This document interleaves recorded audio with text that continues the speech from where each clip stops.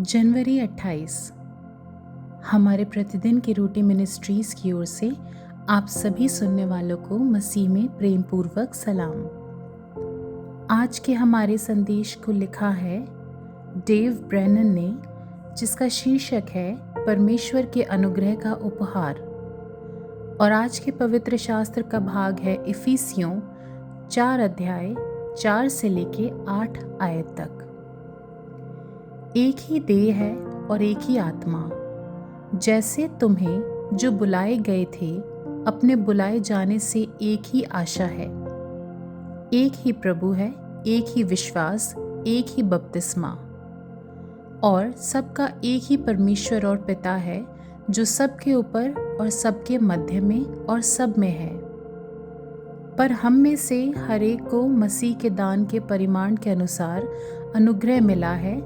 इसलिए वो कहता है, वो ऊंचे पर चढ़ा और बंदियों को बांध ले गया और मनुष्यों को दान दिए। मुख्य वचन इफिसियों 4 अध्याय 7 आयत। हम में से हर एक को मसीह के दान के परिमाण से अनुग्रह मिला है। जब मैं एक कॉलेज लेखन कक्षा के लिए, जिसे मैं पढ़ाता हूँ, अध्ययन के एक और ढेर की ग्रेडिंग या मूल्यांकन कर रहा था, तो मैं एक विशेष पेपर से प्रभावित हुआ। ये बहुत अच्छा लिखा गया था। हालांकि जल्द ही मुझे एहसास हुआ कि ये बहुत ही अच्छा लिखा गया था। एक छोटे से शोध से पता चला कि निश्चित रूप से पेपर एक ऑनलाइन स्रोत के दूसरे के ग्रंथ में से चुराया गया था। मैंने छात्रा को ये बताने के लिए एक ईमेल भेजा कि उसकी चाल का पता चल गया है। उसे इस पेपर पर 0 मिल रहा था, लेकिन वो आंशिक क्रेडिट के लिए एक नया पेपर लिख सकती थी। उसकी प्रतिक्रिया कि मैं लज्जित हूँ और मुझे बहुत दुख है। आप मुझ पर जो अनुग्रह दिखा रहे हैं, मैं उसकी सराहना करती हूँ। मैं इसके लायक नहीं हूँ।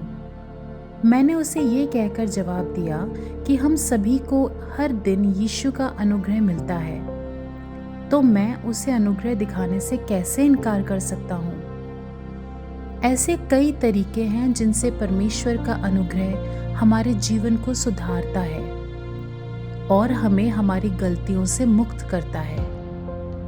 पतरस का कहना है कि ये उद्धार देता है।